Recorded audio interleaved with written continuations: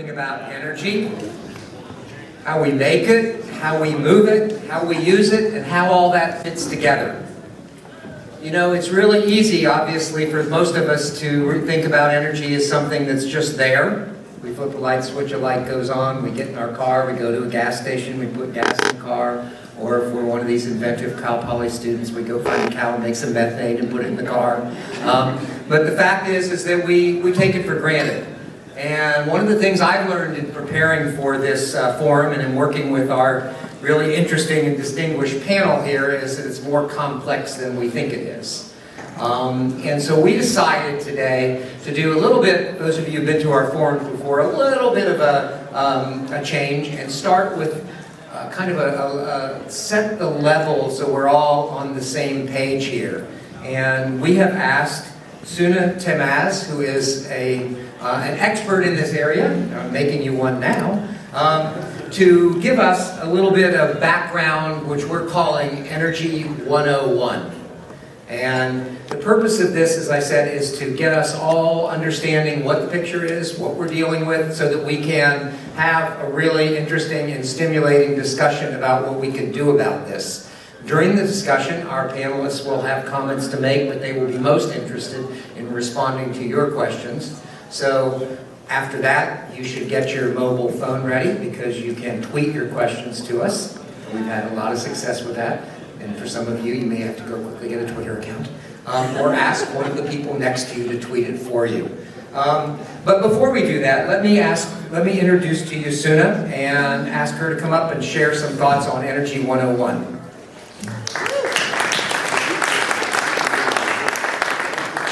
Hi. So I was asked to speak on a little topic called Energy 101. What I'm going to do is take you on a quick journey. Figure this out. Okay, we have to go. Going the right way? I don't even know if they pulled up the right presentation for you yet. So go backwards. Am I going backwards?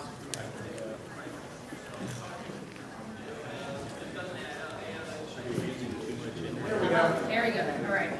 Like I said, Energy 101. I thought I'd take us on a quick journey covering about 4,000 years of history in 15 minutes. I can figure this out. So what I'm going to do is give you a brief history. Then I'll bring it up to modern times and what our electric system looks like today. I'll then present 3 of the challenges that the smart grid is looking to solve. My favorite topic. And then what I'll do is talk about the benefits of the smart grid. Why do we want a smart grid? What are the benefits that it brings for Californians, for our customers, and also for folks that might be looking for a career in the energy industry. So, going back, I'm going to start with a fish. Since the earliest times, in fact 2750 BC, the effects of electricity were observed in nature. And so this eel is called the Thunderer of the Nile, and Egyptian doctors used it to deliver 600 volts of shock therapy to their patients. We're going to now move along about forwards about 4,000 years to Benjamin Franklin. And so he had the famous lightning kite experiments. Franklin surmised that he could harness the power of electricity by flying a kite in a rainstorm. And so lightning strikes the kites, the current travels down the string and creates sparks in a Leyden jar. So he's proved electricity. So I'm loosely interpreting here, but our modern day electric system isn't that different from this kite experiments, but on a much larger and safer scale. So you have a large energy source and a way to harness that source, so lightning and kites. And then you have a conductive material that takes that current and brings it to the customer at the other end of that wire, and also brings it to power their devices, iPods, stereos, what have you. By the way, don't try this at home. This is, in fact, not very safe at all. If you want to see the experiment, so Mythbusters did a great show on this, and they walked through all of Benjamin Franklin's experiment there. So moving along, another 100 years, Thomas Edison invents the light bulb. And not only that, but he patents a distribution system to actually commercialize his light bulb. And so now we start seeing in the late 1800s, cities across the US that build small distribution plants, small distribution stations. And they string lines, distribution wires, to power the street lights in the cities, as well as bring light to customers in their house. Meanwhile, hydro, we make advances in hydropower, we make advances in transmission systems that can bring electricity over long distances.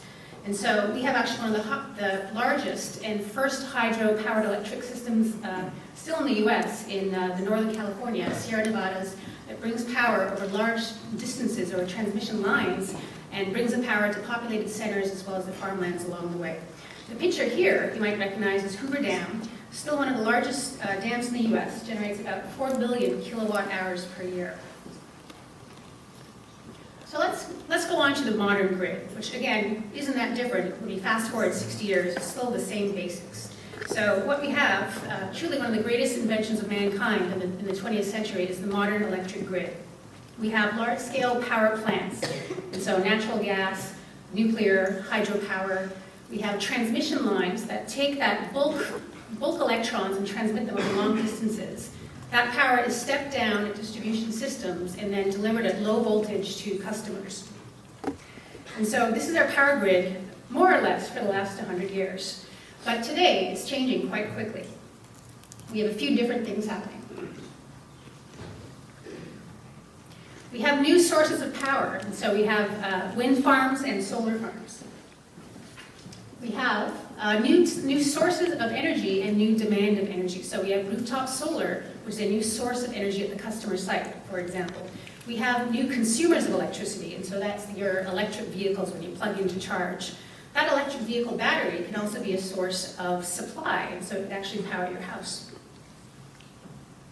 We have storage, which is a hot topic right now, and so you can have customer-sited storage or utility-scale storage.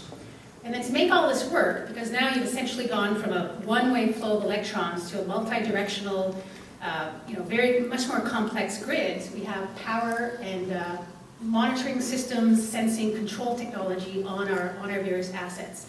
And so this together, this system is called the smart grid.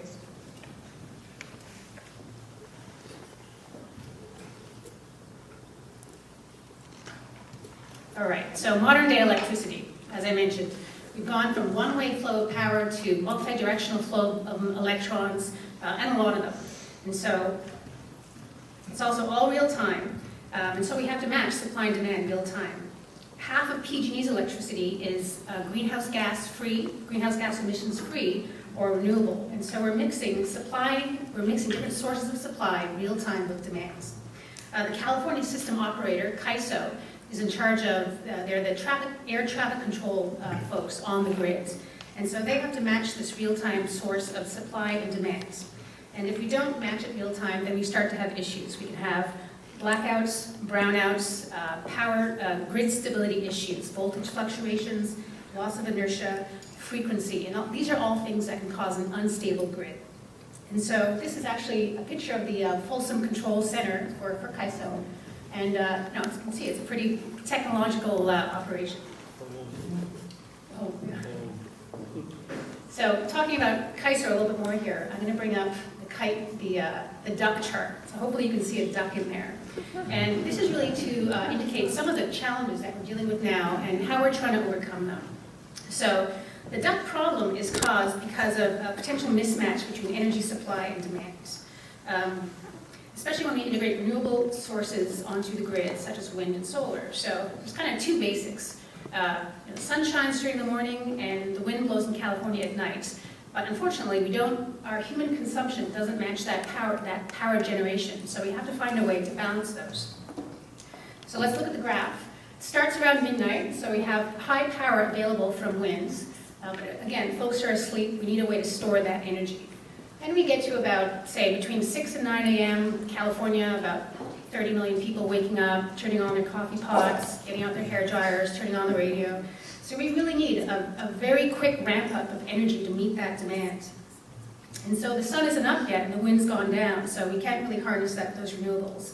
At about midday, the sun is shining full bore, but we also have other generation sources on the grid. And so we have large-scale hydro, we have nuclear, we have large generating stations that have been built over 50 years, and they're capital investments, and they're actually very efficient at running, and it costs more to actually turn them off. And so we're getting to an overgeneration issue. At the end of the day, we punch out, we leave work, we go home, we might all turn on, Dancing with the Stars all at the same time. We plug in our electric vehicles, and so now we need to quickly ramp up again for that energy demand. But again, the sun has started to set, the wind hasn't ramped up yet, and so again, we have a potential mismatch between renewable sources and demand.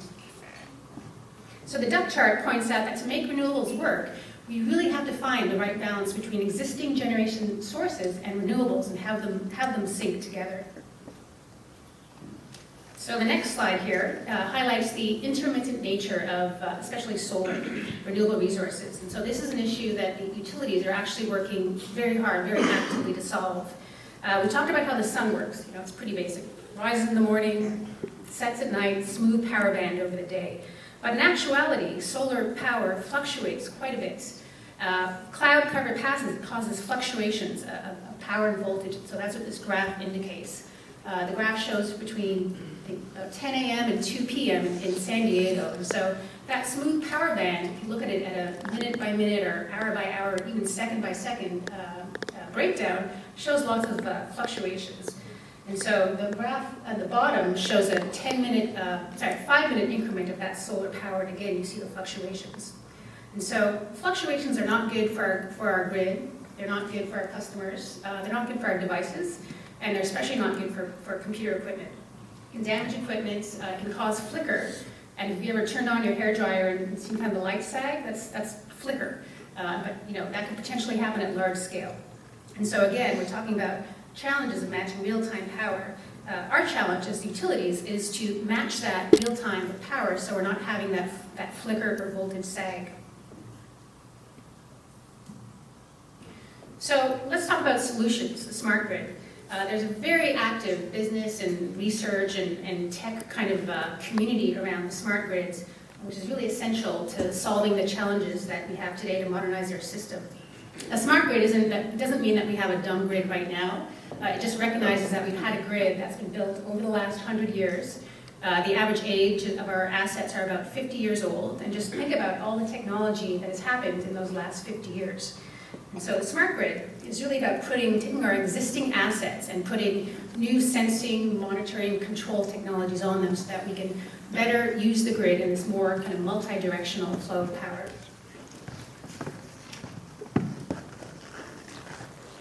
So now let me talk about some of the solutions that kind of fit under that realm of smart grid. First, we want to provide better tools to customers, to end users, to allow them to make energy choices that lower their bills, conserve energy, and reduce greenhouse gas emissions. And so, automation, smart appliances. Silicon Valley is coming up with all sorts of cool appliances that automatically lower your energy consumption. Smart fridges, smart microwaves, smart laundry machines. They actually interact with the grid and can signal a better or worse time to actually turn on or reduce their power or go on standby mode. EV smart charging. We talked about the scenario of everyone coming home and plugging in. And so that's not very good. It actually can exacerbate peak energy needs and can cause an increase in our carbon footprint. And so new technologies allow cars to trickle charge overnight when we have cheaper energy, and that also reduces our carbon footprints compared to those peaker generators that are working at 6 p.m. when you come home. So we talked about storage, or I'll talk about storage. There's a lot of discussion going on around this in California. So storage is exactly that. It stores energy so that you can use it at a different time. In the case of renewables, so when a cloud passes over a PV array, imagine if you could just switch on the storage device automatically so that you don't have that flicker or voltage sag. I also talked about overgeneration during the day. And so wouldn't it be great if we could capture that solar energy and then shift it to 6 p.m. when the sun isn't shining anymore and still use that energy to power our homes. Now for those of you in an IT field, this is probably very counterintuitive because storage and technology, a couple of servers, USB stick, you can pick them up from Best Buy and it's not very expensive. Storage and energy is still, we're trying to work out the cost benefit of it. In the energy space, storage is actually still quite expensive. Just think about how many batteries you need to power the equipment in this room. And I bring it up because the industry is actively looking at how we can understand storage technologies, figure out the cost benefit, and actually apply them, because that's one of the keys to integrating large-scale renewables. So I walked you through albeit a selective history of electricity, from the eel to the light bulb to our smart grid efforts today to modernize the grid. Hopefully you picked up some of the benefits of a smart, more modern grid along the way. So let's just highlight some of the benefits. A key benefit is to our customers. Give them the tools to lower energy consumption without really having to think about it. Customers can then save on their bills and reduce greenhouse gas emissions. We also want to improve reliability and make sure that we have a stable grid. Smart grid technology has really advanced the ball in this way. And so, for example, in a storm, we have technology that we didn't have 5 years ago that can detect an outage and bring that customer up online much more quicker than we could 5 years ago. In fact, we've had some of the best reliability numbers in our history. Finally, you might be interested in jobs. There's so much going on in so many industries related to energy. We touched on electric vehicles, there's new types of generation, solar, winds, there's optimizing existing types of generation, there's increasing use of technology, there's mobile apps to manage energy use, there's smart appliances. It's really limitless fields. R&D is also a big area. California Utilities and the California Energy Commission are investing upwards of $200 million a year just to kind of advance this field of clean tech and smart grid and R&D in that space. That doesn't even count the billions by Silicon Valley or startups or entrepreneurs also looking to advance the field of energy. So bottom line, a lot of opportunities for bright grads across so many fields, engineering, IT, startups, marketing, product design, customer behavior, you name it. And so just leave you with energy as a growth field, how we generate it, how we control it, how we use it. It's a big opportunity for California. Thank you.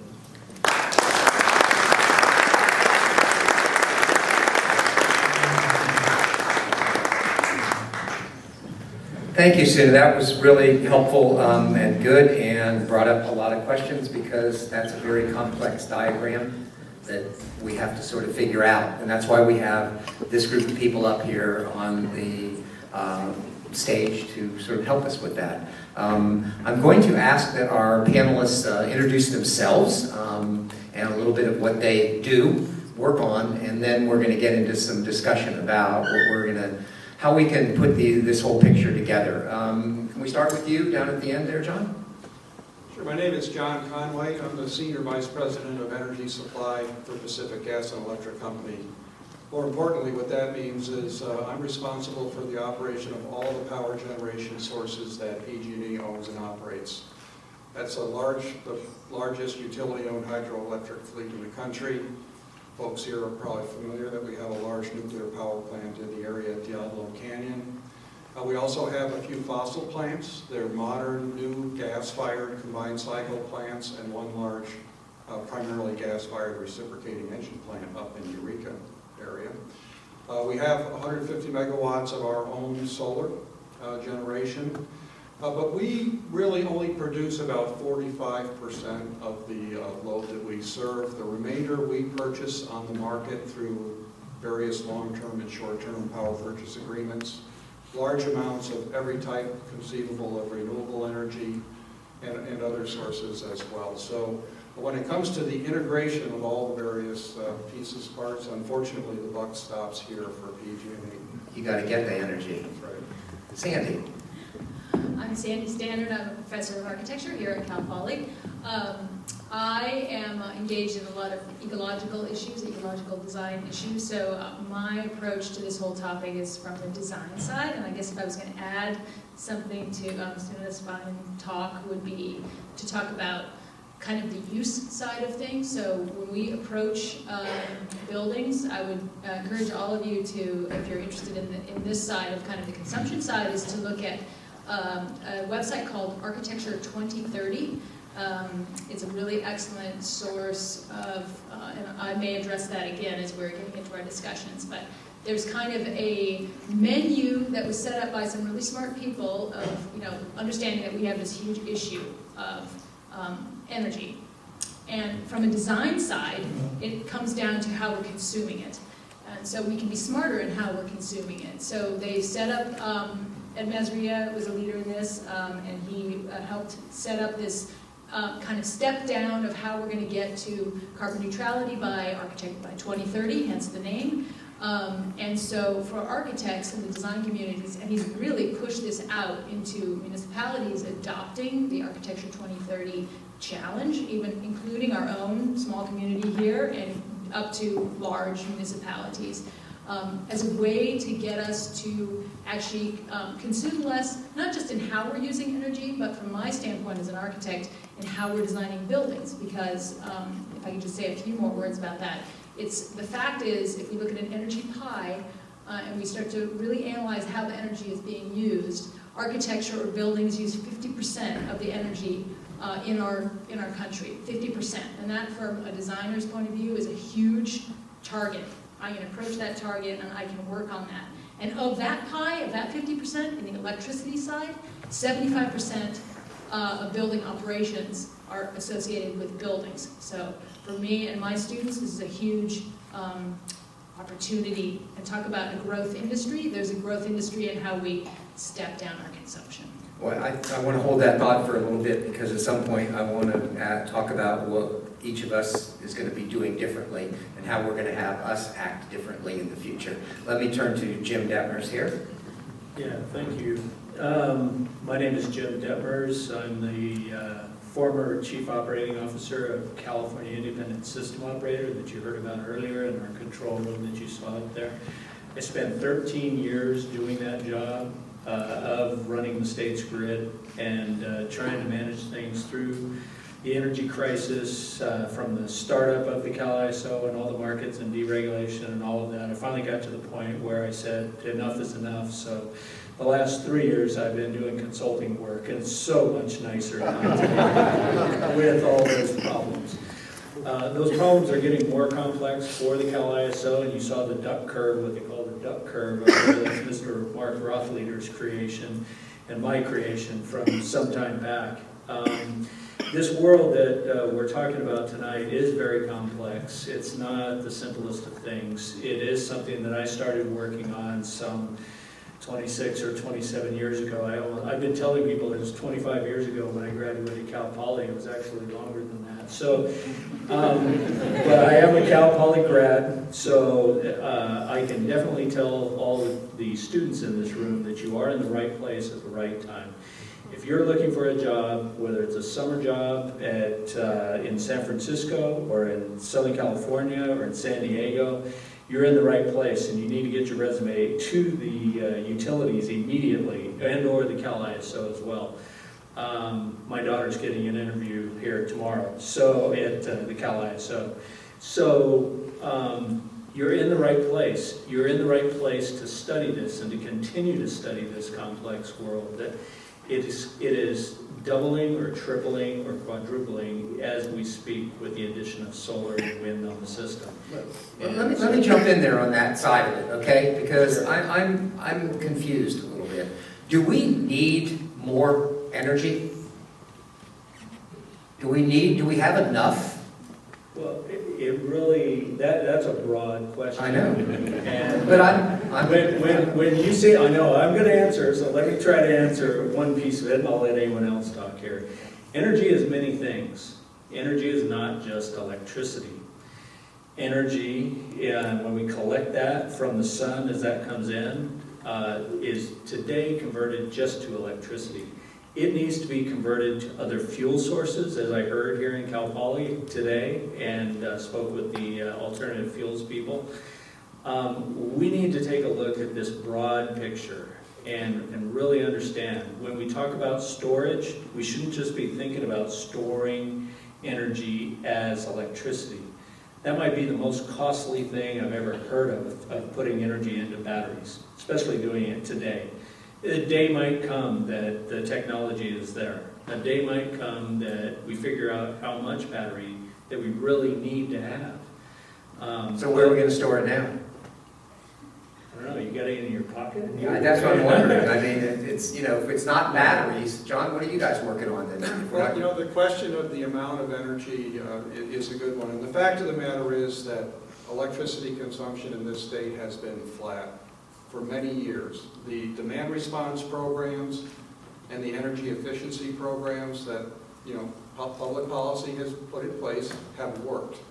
And that's without taking full advantage of further opportunities in terms of building codes and standards, which will move forward. But we have to solve the total energy picture. It's not just electricity consumption. It's electricity, it's natural gas consumption, it's transportation energy use, and it's industrial energy use. So all those sectors have to be optimized going forward. And it's really a question of what is the public policy? National public policy around energy is very unclear, frankly. I think the state of California is starting to gravitate towards perhaps a more coherent and more well thought out long-term energy policy. And what I hope that will be is one that's centered around the environment, because that's mainstream in California. And it's one around reducing CO2 emissions, reducing greenhouse gas emissions, and actually, not just a little bit, we're talking about dramatic reductions, getting down to perhaps as low as 20% of the pre-1990 levels. That's a long-term sort of a big picture policy objective that is starting to get some meat on the bones, and is really an opportunity for California to lead the country and to lead the rest of the world. So am I hearing you right, that at least from the perspective of the grid, that reducing consumption isn't going to do it? We have to change the sources, or because we've already reduced consumption a lot? No, the sources have to be changed as well. And so we do have to figure out what is needed on the system. The power system today, and you didn't mention it, but I'll mention it, Doug is what I'm typically referred to as a dumb old utility guy. And so there are things that have been in place since the dawn of time of how we designed the system when I did it at PG&E, when I worked for PG&E. That has to change. We need advanced control systems. We need to use big data. The system that we designed was built with things like 1200 baud modems. Does anybody know what that is? They were built at the time when we had 8-track tape players. Any kids know what those are? We are in a digital world today. We have fiber optics. We can communicate. We can gather the information. We need to figure out how to use that big data to solve problems on the system. So when I talk about having enough engineers, we don't have enough engineers, but we don't have enough people that understand the math behind this, don't understand the predictive analytics to be able to forecast wind generation or solar generation or solar disruption. And that's really what we need to go after, and then solve what the resources are needed to fill in those gaps that you saw on some of these screens up here earlier. So it's a huge challenge, but it's a fun challenge, and you guys are going to be some of the people that are going to help me do that. Can I just add? Go ahead, Yeah, please. I would say no, we're not done with consumption. Yeah, I would be out of a job probably if we were done with consumption. No, and I hope to work myself out of a job. That's my whole goal. I think it's a combination of hearing, a kind of agreement in some ways, smarter ways of producing the energy we do produce, but then, if everyone could look up, the lights that are lighting this room are 90% heat and 10% light. So we have to be smarter about how we're consuming. Now, if you were going to redesign this space, you probably wouldn't be allowed to do this because there is policy that is preventing you from making dumb choices. Which is hallelujah for that, right? So we do have checks and balances that are helping us push in the right direction, but I think we can be, if anybody wants to talk to me afterward, I can tell you more about the nuts and bolts of how we can do even smarter than that. But it's being smart in design, it's being smart in the new sources that we bring on. But I think I want to go back to something that John said about policy objectives. There's a whole lot of buildings already out there right now that are going to be occupied for a long time and have stuff like this. Do you foresee a time when there is actually either an economic or other benefit to changing that? I mean, Yes, me. yeah, go ahead, John. I mean, from both perspectives. You're looking at it sort of from a different side. One person's making all Yeah, that so power. this is another piece of research that's been done by Architecture 2030, and just looking at the raw square footage that we renovate, that we tear down, and that we build new over the course of your the young students out there, your professional career between now and 2035. 3/4 of the building stock will turn over. And that is a huge opportunity. If you were looking at, hearing me when I mentioned the pie, the electricity pie, 50% being to buildings, if 3/4 of that is turning over, huge opportunity. And we can do this. It's not rocket science to make those things perform in a much smarter way. Yeah, it's not just the basic insulation and lighting and those things. It's also the digital technology to allow all the communications and interaction. So we talk about, billions of people being connected to the grid in their houses, their homes, their businesses, but we're talking trillions of devices potentially, in the next 10 to 20 years being connected, and that is actually probably more important. So we're also talking a little bit about the Internet of Things at the same time, right? All these devices that are connected. And do you see that as practical? Do you see people as really wanting that? You studied this, So, again, get some answer, then turn over to the others. But it is happening. So Silicon Valley, they're investing in smart AC units, smart fridges, smart electric trikes, whatever it is. It's going to connect to the grid.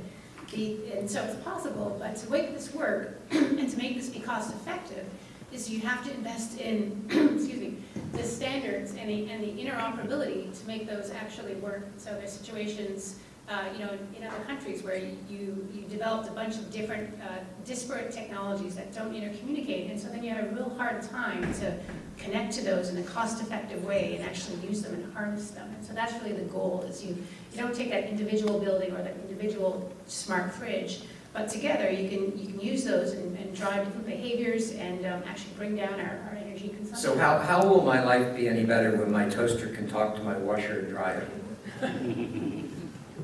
Is that going to change things? I mean, seriously, these are connected and they use lots of energy. Is there some way that we're going to manage our lives, or you'll manage them for us, so we don't worry about that? Well, I think the things that can be accomplished, there are economic potential opportunities, but I think bigger picture, it's more about the environment. And I'm not really speaking for myself, but I believe that's where the world is headed. Great things are happening in China, except you get ill just standing still in the major cities now. And I mean, we learned in this country earlier on about the damage that can be caused by air emissions. This is a far cleaner environment that we have in California today than we had 30 years ago. And it's because of all the advances that have occurred, and more has to happen. And really, it's the intersection, as Jim talked about, between the electricity sector and the other energy sectors that is actually the biggest opportunity for having a positive environment.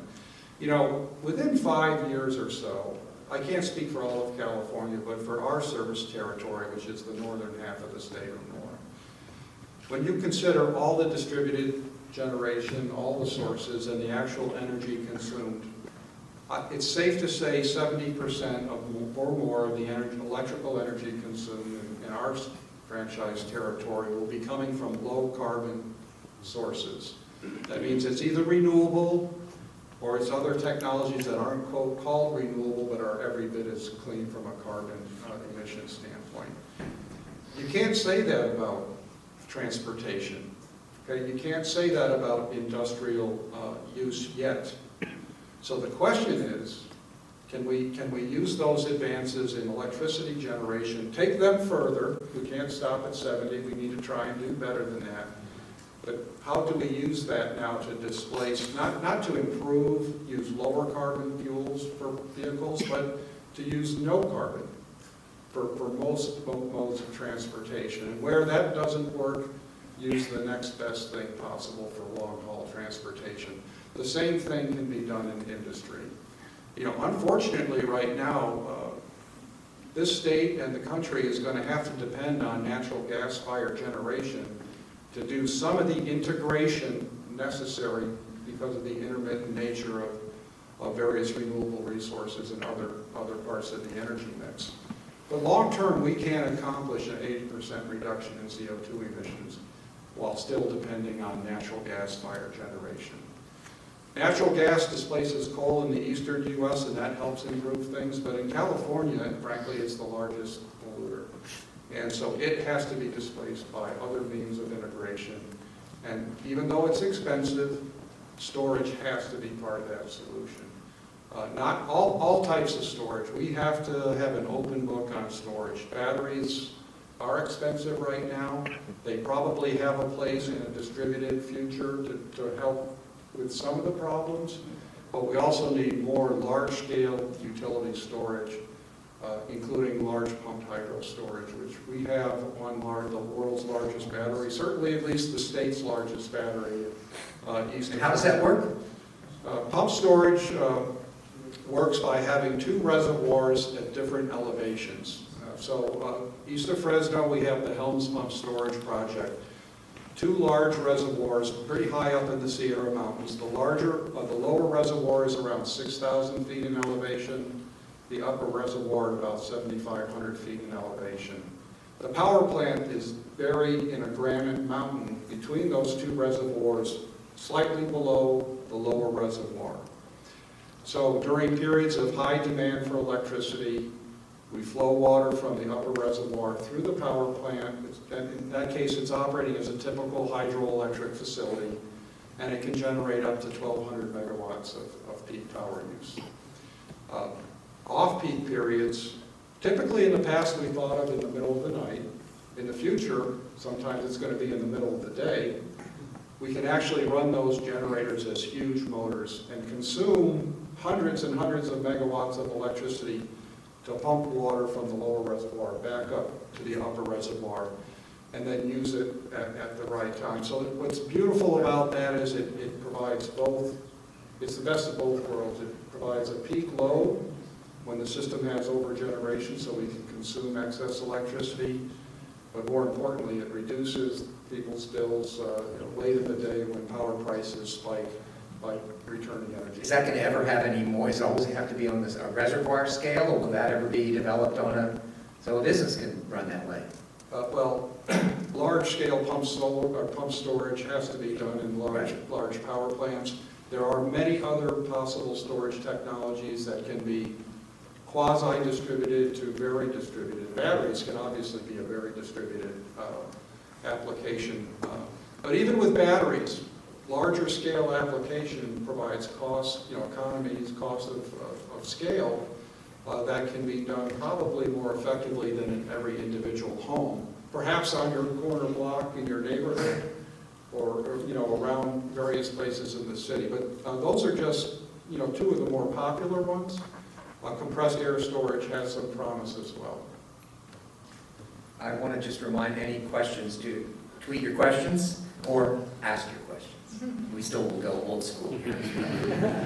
Question, yes. You're mentioning reservoirs as energy storage. Looking at the drought in California and future climate projections, how will that affect your ability to keep the grid reliable?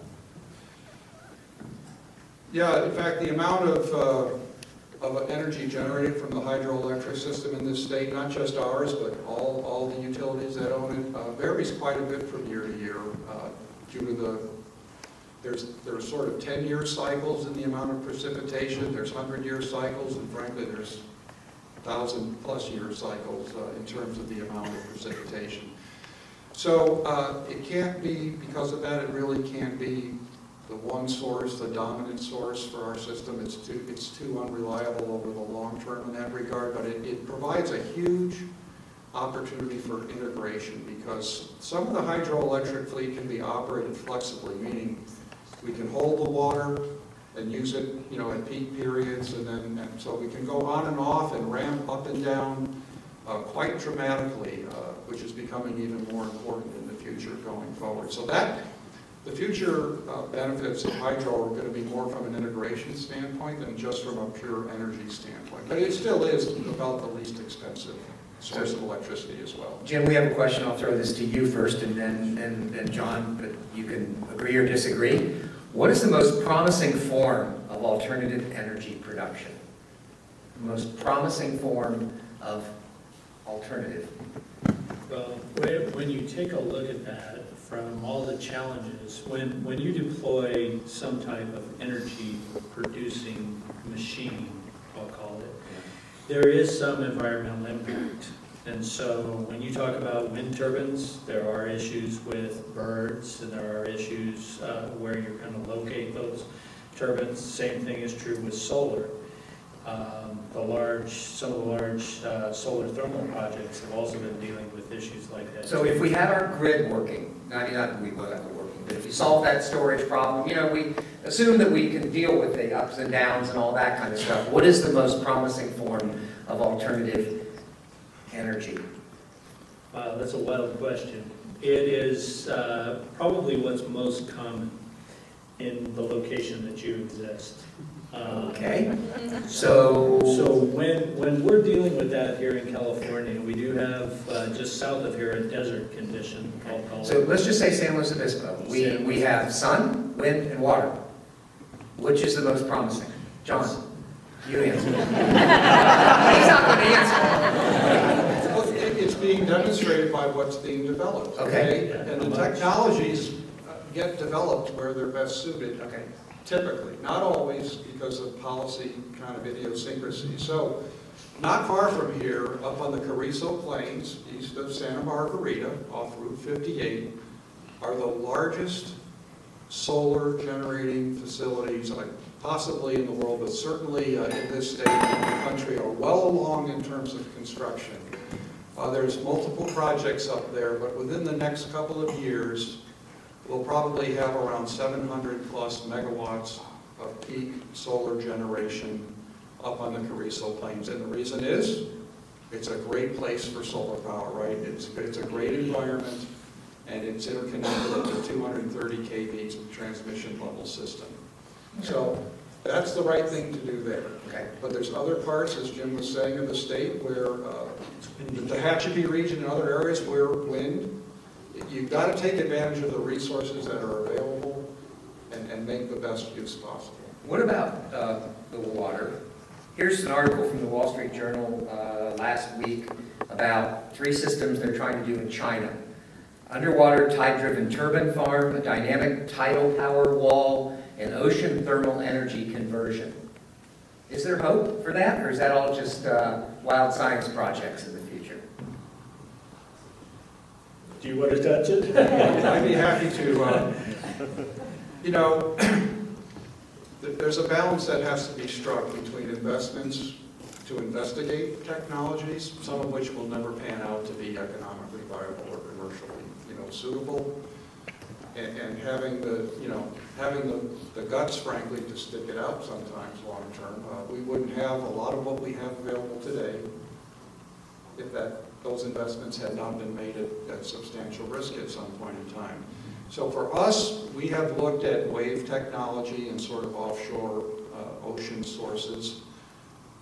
We backed out. Okay, we don't see that working in the foreseeable future, and is a good thing for us to be spending our time on. That doesn't mean that we don't think that perhaps someday, somehow, the challenges, there are significant environmental and engineering challenges that have to be overcome there, even though the basic physics are pretty simplistic.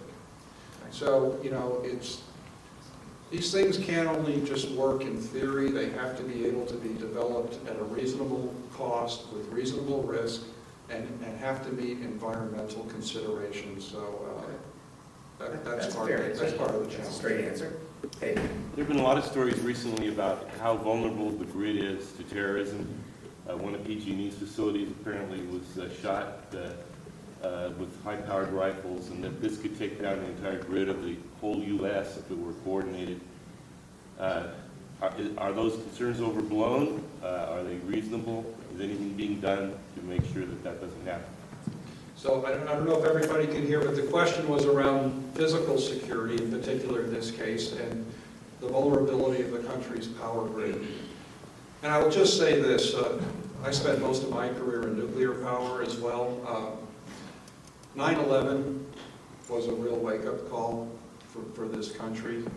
And since then, the threat of cybersecurity is equally on the minds of politicians in this country, in this state, and certainly various asset operators. And it's not just an electric power system thing, it's bridges, it's dams, it's public safety. You know, all these things are significant concerns. Unfortunately, part of the interest of security is about not talking too openly in too much detail about certain aspects of physical security. That in of itself is part of assuring the security of the system. But, all of the publicly accessible infrastructure is vulnerable to some degree to malfeasance, and physical security risk. So there is a lot going on to strengthen critical power plants, critical substations, right? Critical other facilities, not all, but those that are absolutely critical communications, those that are necessary to sustain basic service.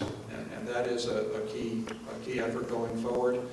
But it's not just the physical security, it's the cyber security aspect as well. And that's why, we've invested here at Cal Poly with the advancement of a cybersecurity training program here, which we're looking forward to graduate students coming out in a few years.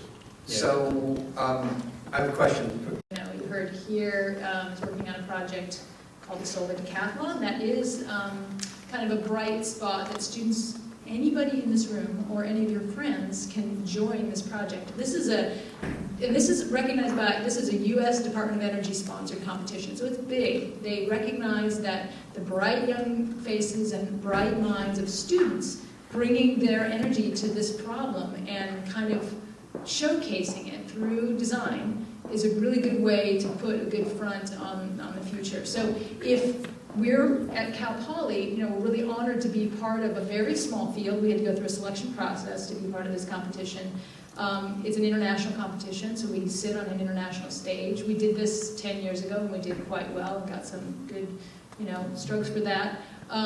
So that is a bright future, because that's, young students and bright minds showing how you can put all of these pieces together. There's, how we use the power that we use, how we are smart about how we design it, how we think about local uses of power, all the way through other pieces of how a building works. So let me put a plug in for that, okay? While you're doing, because I know you probably won't. This is the Solar Decathlon. Cal Poly will be competing in it. It will be judged in the fall of 2015. The challenge is they compete in, it's a decathlon, there's 10 categories, but the challenge is to build a 1,000 square foot dwelling, is that correct? A house? Or smaller, you can go smaller, but it's not a big one, that demonstrates everything that one would want about sustainability, energy use, livability, affordability, and all that. And so you take the best and brightest minds around Cal Poly, and you put them with some of the top faculty in all the different colleges who are working on this, they're going to come up with something really, really, really cool. And my plug is that they also need sponsors. Because it's not cheap to do this. But I tell you, your investment will pay off so much when you see, because Jim was saying, we need people to get out there into the workforce. You probably have a lot of engineers retiring in the near future. And a lot of companies do. And we need really smart people to get out there. And by the way, from my perspective on entrepreneurship, we need entrepreneurs too. We need those folks who are going to come out and do something different. Jim, you're involved in a couple of entrepreneurial ventures. Do you want to just give a real quick snapshot of what they're trying to do? Yeah, there's a company in the Bay Area down in Millbrae called STEM, S-T-E-M, and they are working at not only reducing the energy, like what you're hearing as far as all the changes in technology, they have focused on reducing demand on the system. That's how much peaking energy that you need that is measured by the utility. So commercial customers that use energy have to pay PG&E or Edison and utilities. both a demand charge and an electricity charge. And so they're using storage, bidirectional inverter that they designed, and very small amount of battery to make it cost effective, and they're putting that onto the system. That system will also be used in an aggregate form, like what we do in demand response products, and provide that back to the energy markets as well. So it could be provided to the utilities to help manage that peaking resource. So that's one company. There's also a couple of other companies that are out there if you find me afterwards. Yeah, find it, yeah. Question there. So to talk about a little bit earlier these solar projects, what are you guys doing to provide cooling? Because in California we have a huge drought problem, and I've read that solar panels require a lot of water to cool them. Okay, actually, that's not right. The solar panels typically don't require, cooling is not an issue. The question really is about whether they need to be washed and Okay. at what frequency to sort of optimize the output of their generation. So I can speak to our facilities. We don't wash our solar panels, so I guess it's the plain and simple answer to that. They're typically out in the valley in the Fresno area. That's where ours are. That's where a lot of them are. And it's not really necessary or cost effective to do so. And so we don't, we're currently not doing that. And I'd be surprised if other, at least large scale applications are bothering to do that. We'd like a little bit of help from nature, on occasion. That doesn't typically happen between, April and October, but we've got them in service for a few years now. So I think the answer from my perspective is that's really not an issue. Question back here. Yes. Hi, this question is for Sandy. I know that biomimicry is one of the new standout trends in architecture, especially for the structural integrity it will lend the building, even have a biomimicry club on campus. But does that lend well to energy savings and efficiency as well? And is that something that you think will be an architecture trend that's here to stay as we try to consume less energy? That's a great question. So for people that might not know what biomimicry is, I mean, it kind of is what it sounds like, where we're looking to nature for, and I have a personal thing, I'd rather it be called bio-inspired, because it's not necessarily you're trying to mimic, if you want to look at how a lizard cools itself. You don't want to make a lizard, you want to be inspired by the lizard, and then just look for the solar house to look like a lizard. So yeah, that's a great question. I think it's all a matter of, if we choose to. I would hope that it is, and it actually is one of my personal goals, even in the short term for this particular project that you're hearing about right now, the solar decathlon. So that's a personal goal. I can't predict for the entire, for all of architecture, but I would hope so, because nature clearly has ways of solving a lot of the problems that we're addressing for millennia. And so if we look to those systems to get inspired and look and see how can we use our ingenuity to translate it into something that we can use. For people that are more interested in this, you can just look up biomimicry. You talk to the club. There's a great book on the topic by Janine Benyus. It's fantastic. You'll completely change your outlook on approaches. Well, and it's also having impact on a lot of fields other than just energy or architecture, science, healthcare, medicine, etc. Question in the back. If I may, comment and a question. First, addressing washing solar panels. The wastewater treatment plant in this town gives away water to anybody who wants to come and get it that's been treated to a tertiary level. It's often used for construction site, dust management. Plants like the Hyperion plant in Los Angeles put 2 billion gallons of fresh water into the ocean every day. That's treated to a high level. There's plenty of water in the state. It's just we're not using it effectively, in my opinion. Second question is, personal need. I'm going to build a house on my lot down by Joshua Tree National Park, and I would love to build a house. I'm actually working on a design myself. What's the cost per square foot of your houses that you're looking at solar decathlon? That's a great question. We could probably talk more afterward as well. Part of the solar decathlon is this is maybe more detail than most people want to know, but there is an affordability component to the competition. So we have a cap that we're trying to reach. It's $250,000, which sounds like a lot, but for a prototype house, it's fairly reasonable. So you can do that math between 600 and 1,000 square feet, cap of 250,000.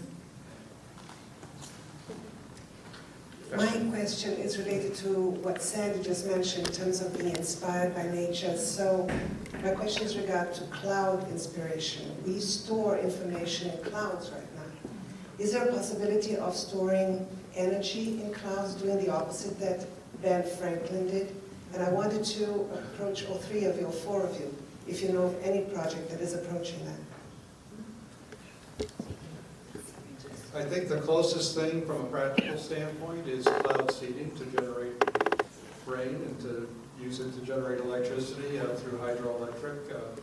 There's some interesting concepts that go above the clouds and potentially try and collect energy out in space, solar energy. But there's transmission, there's a lot of issues around that. So it's one of those things that sounds great in theory. In fact, we signed a contract with a company. But we don't expect that to come to fruition for various reasons. So it's like, but it's thinking outside the box is important, because maybe out of 10, kind of wild ideas, one maybe could come true someday, and who knows? But those are really the only two things that I'm aware of that would sort of match, I think, your question. Jake. So I know you mentioned that we don't really get any of our electricity from coal here in California. Is that right? Yeah, the amount of electricity, there is some coal generated, coal-fired generation in California or in Nevada that's imported into the state. But that's mostly for another company. So in terms of, we don't certainly have any coal burning facilities. We don't contract directly with any coal burning facilities. There is a less than 1% pet coke qualified facilities in the state that we buy some energy from. But the issue is, when we buy energy on the market, we don't have transparency into every sort of source. So it's possible that there is some imported, but generally speaking, coal is either a dead or dying source of electricity for California. Not true, though, for much of the rest of the country. I was going to say, it's in an interesting article, if you notice the recent cover of Wired magazine. It's called Black Magic. And the story is solar, wind, and nuclear won't meet the world's energy needs in time. We must clean up coal. Concrete is made with coal. All these other things are made. And China, at the point the article says that in some parts of China, 1 out of 20 deaths can be attributed to breathing. So, I don't know. But you're shaking your head about that cleanup coal. Well, some utilities are hoping for clean coal technology, and carbon sequestration, but it's proving very challenging technically, number one. Number two, it's very expensive. Number three, we still have to deal with the questions about will the CO2 stay sequestered, forever? And is it really commercially viable? So there are demonstration projects being done back east, but that's not for California, quite frankly, at this point in time. Question over here. Yes. What is PG&E's view on the growth of the nuclear sector?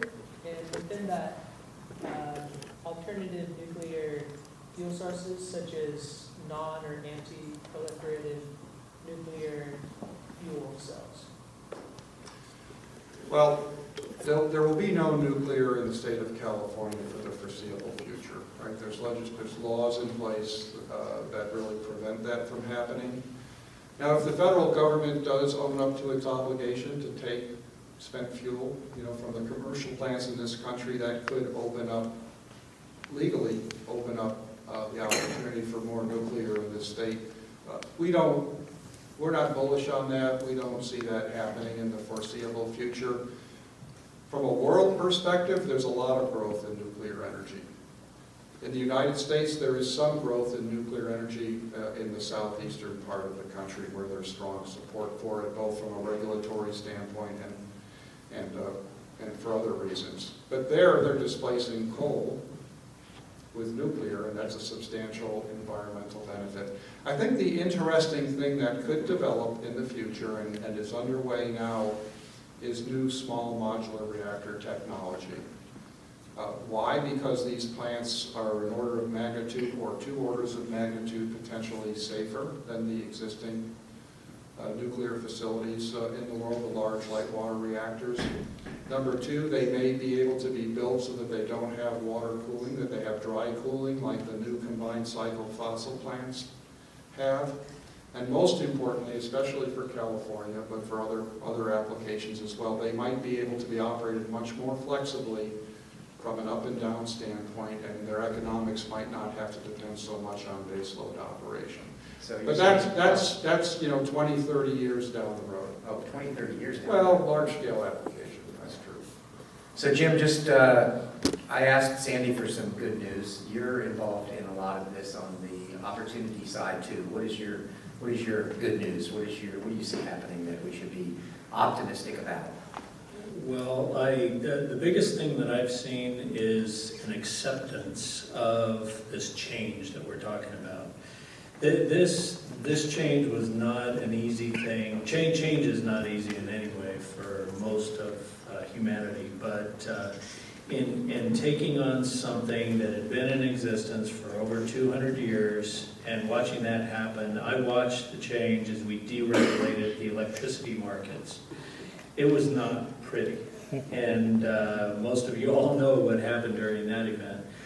What I see happening in the overall change to take us into renewables and take us into new energy sources or storage or any of the things that we need to have to make this transition happen to the grid and to the power system and eventually to the transportation sector, I see an acceptance of it. And as a general spread acceptance to take us there. And so with that, we've got everyone willing to learn.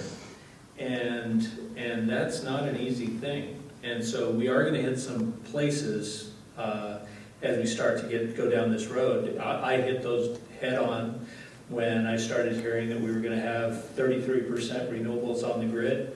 I said there's no way in hell we're going to be able to do that. And the grid can't handle that disruptive type of supply on the system. We already have an unstable system as it is. And so you're going to add more instability to it. And so I wasn't there just a few years ago. Where I'm at now is I can now see technology advancing fast enough to keep up with the development of all the new renewables being patched onto the system today. And that's actually something that lets me sleep at night anyway. And so I think we'll be able to get there. And we may have a couple of learning stumbles that we have to go through, but it's just like learning calculus or learning physics here at Cal Poly. You can get through that, and we will get through these changes as well. John, you have had a long-term perspective, having been on all sides of this equation. Why don't you kind of sum up your perspective on the future in the sense of are you optimistic that we're going to solve these problems before we have too much trouble? What I'm optimistic about is I think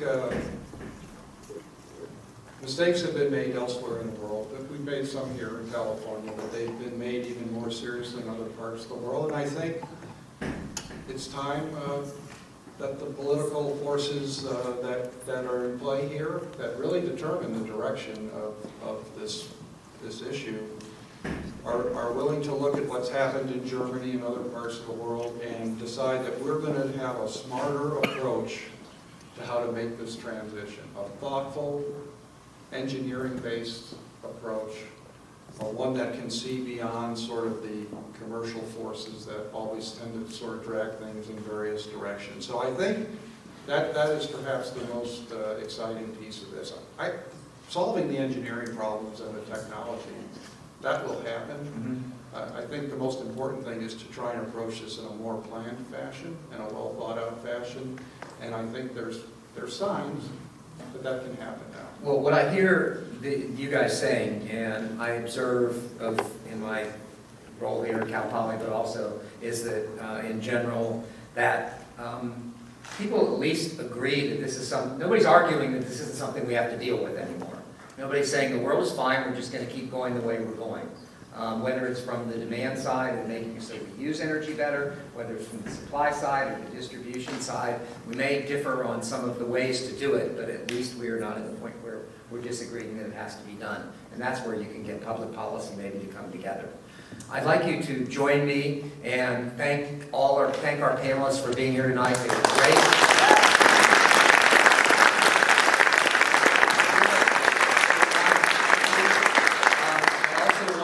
Ask you, you said, does that mean turn in your name tags? Okay, that signal means turn in your name tags when you leave. We are energy efficient. Thank you very much. Thanks, guys. Thank you.